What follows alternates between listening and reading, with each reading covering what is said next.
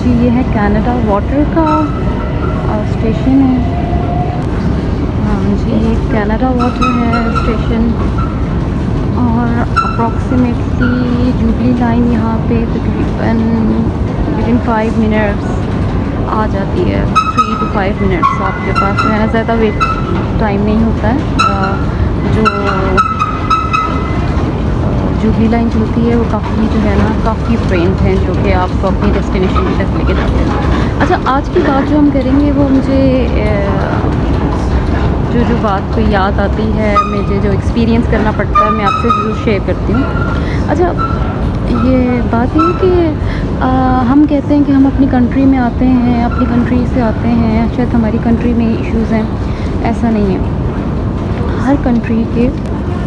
हर country में कोई ना कोई स्कैमर्स हैं, फ्रॉड्स हैं, हर जगह पे हैं। ये नहीं है कि यूके नहीं है, यूके में नहीं है, यूके में भी ज़्यादा लोगों को इधर ज़्यादा क्योंकि हार्डशिप है, पैसा मुश्किल से कमाया जाता है, तो ये भी इधर भी हर तरह के लोग हैं। और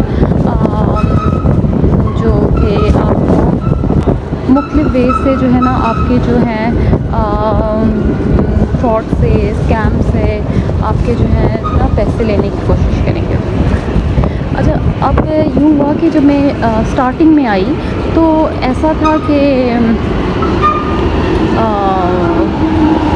मुझे कॉल आई, और उस पर भी जिस तरह से पाकिस्तान में या इंडिया में या बांग्लादेश में और कोई भी हमारी जो एशियन कंट्रीज़ हैं जहाँ पे यही एक तरीका है कि हम जो है वो किस तरह से किसी भी फ्रॉड के अंडर आते हैं, किसी भी प्रेशर के अंदर आके हम जो है अपनी बहुत सी डिटेल्स दे देते हैं।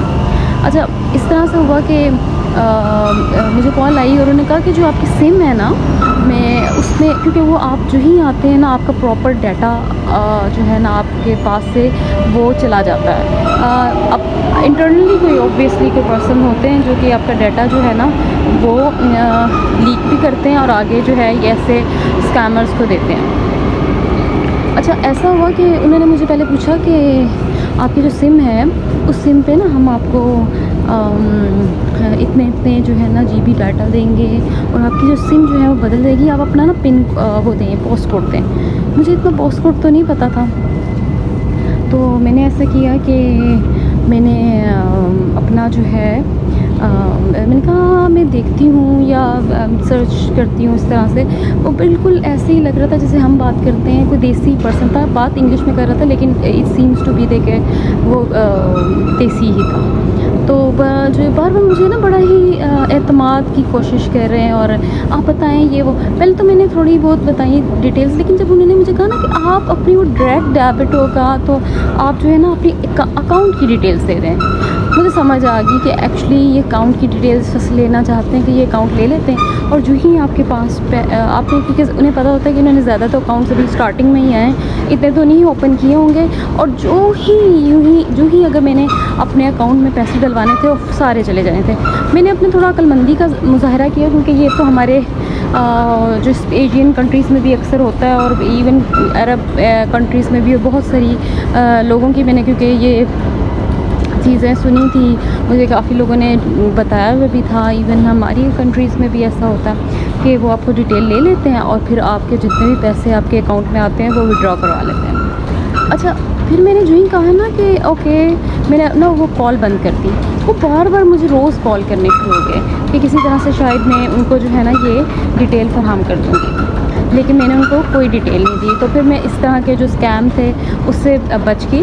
तो जिस तरह से आपके कंट्री में होता है कि कोई ना कोई जो है कोई स्कैमर आपको किसी तरह से आपसे जो है ना वो डिटेल्स लेता है, इसी तरह से यहाँ भी होता है। आपको अगर कोई कॉल आए जब भी, तो आप अपनी कोई भी डिटेल, अपनी कोई भी प्राइवेट चीज़ जो है ना वो किसी को ना बताएं। इससे ना सिर्फ आपकी अपनी कोई डिटेल, कोई डाटा भी डिलीट वो रिलीज़ हो सकता है, और उसके अलावा ऐसा भी हो सकता है कि आपके पास जो अकाउंट में जितनी भी पैसे हैं जब भी आएंगे वो विड्रॉ करवा लेंगे। तो ये बहुत सारे तरीके हैं, हर तरीके से वो आपके कोशिश करेंगे कि आपका जो है ना अकाउंट की इन्फॉर्मेशन, तो अकाउंट की इन्फॉर्मेशन ऐसी है कि वो किसी को ना दें।